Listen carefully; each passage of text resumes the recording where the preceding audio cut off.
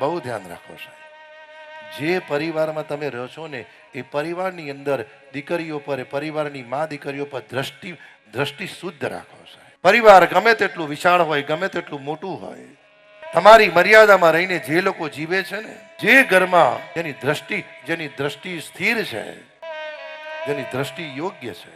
દુર્યોધને એવું કહ્યું નહીં કે આમ થયું છે. મેં મારી સાથળ ભાગી નાખી.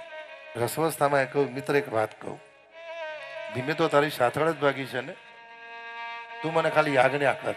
આવતીકાલે પ્રાતકાલમાં 5 પાંડવોને લાઈને એના મસ્તક તારા ચરણમાં હાજર ના કરું તો મારું નામ અસ્વસ્થામાં નહીં.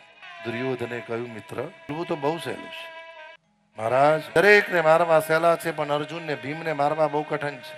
કારણ અસ્વસ્થામાં ઓલી કુંટા ડોસી છે ને, જમાનાની ખાધેલી છે. અને ભગવાન દ્વારિકા નાથની સામે વચન માંગ્યું, એ કાળિયા ઠાકર, 3 દિવસના યુદ્ધમાં 5માંથી 1 પણ જાશે, તારે જવું પડશે.